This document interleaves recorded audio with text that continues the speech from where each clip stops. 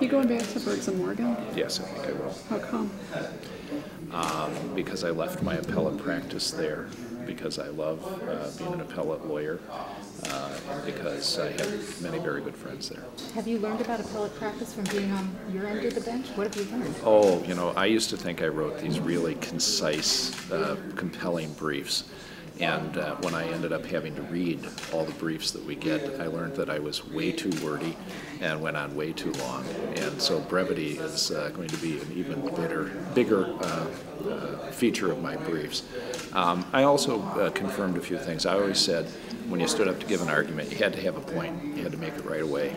The judges would get all the details out that they wanted. And that really is true. I have been frustrated at times with advocates who don't seem to want to get to the point. And if I've done anything that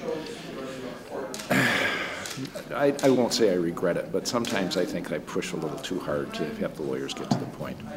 Could you reflect on the Canvas Board experience? That was just wonderful. I'm going to be on a program at William Mitchell in a few weeks to talk about that. And I've got some notes. I had to go back and get the minutes to see what it was that we had actually done because it was such a blur. But it was really, in the end, a wonderful process to do all out in the open. The only thing that we would talk about in private is what kind of cookies we were going to have. We were very, very careful, and scheduling and things like that, but we were very careful to do everything that we did right out in front. And I think that served the whole process very well. I think it served the citizens well. Does that mean their hieroglyphic sheet will be public at some point? I think I have it with me. I was going to get it framed. It's just a bunch of notes. If you had two ovals and one had a pencil mark in it and the other one had half filled, I just tried to keep track of how we had ruled on that to make sure that we were as consistent as we could be. Although many of those were subjective decisions because the statute said we were supposed to discern the voter's intent. What qualities should we look for in the next justice? I think you have to expect that it will be someone who is dedicated to the court, who's dedicated to the citizens of the state, who wants to see the judicial branch remain as a co-equal third branch of government. And there are many people that will fit those bills. I think that, the job kind of makes the person. The person doesn't make the job. And, all I did was take advantage of the opportunities that were available to me. You came in from the outside. Was that a difficult transition? It was difficult. There's so much jargon that I had to learn. I just like my hieroglyphic sheet, I said I need an acronym crib sheet. Because we had, JAD and, we had all sorts of things. The State Court Administrator's Office is really very well organized, and, you get all the support that you need there. So it was just a matter of being able to digest all the information they were giving me. There was plenty of information. I think it's difficult to come in as I did, but I had some advantages of great familiarity with the appellate system. Might we see you in the public sector again? I have no plans to do that. Why not? Because I don't have any plans to do that. How's your relationship with Governor Pawlenty? It's wonderful. He and I have always gotten along. And, just because we didn't necessarily see eye to eye on a number of things doesn't mean that I disliked him. I mean, I think he's a wonderful human being and a great leader, and we may not agree on everything, but we respect each other. How did you take to the judicial life, which I'm told is kind of cloistered and isolated by its very nature? Well, I was never very cloistered or very isolated. The way I approached the job, it took me out of the office far more than anyone had anticipated.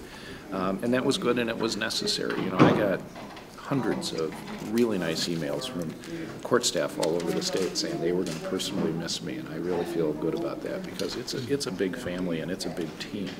We wouldn't be doing nearly as well as a state in our judicial branch if we didn't have the dedicated people working out that we have. So it was not as quiet as I thought it was going to be. In relation to that, how important is it to be able to communicate with the other justices when you're on the Supreme Court? Oh, it's very important. We get along really well. We have lunch on a regular basis. We have some rules that we really talk about cases only in a group in conference. I know there's very little one-on-one communication, and we work hard at that. Will you make a recommendation to the governor about a successor? I've not been asked. If I'm asked, I'll share my thoughts. Okay.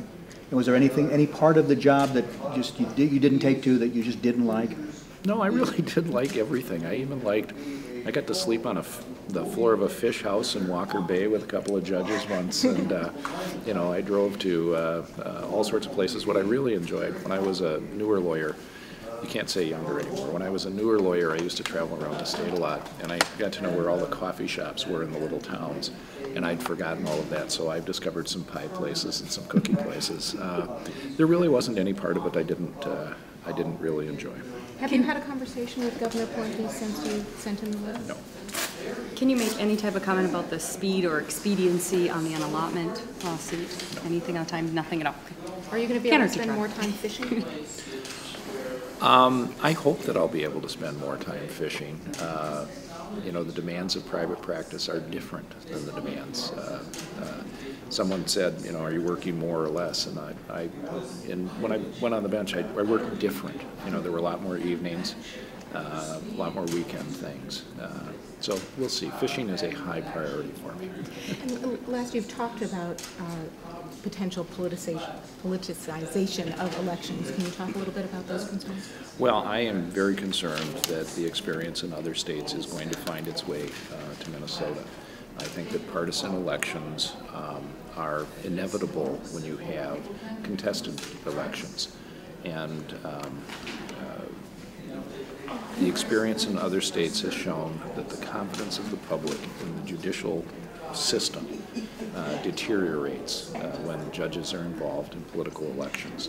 And we really need to guard against that, because the one thing that the judiciary has going for it, particularly in this state, is a high degree of public trust and confidence. And if you lose that, you really can't get it back. Does that have anything to do with the timing of your resignation? No.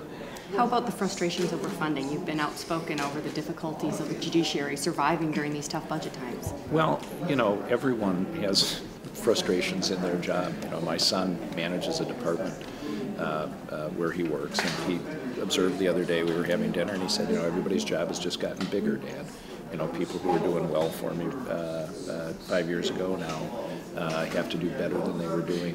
What they're doing now isn't good enough. So everyone has frustrations.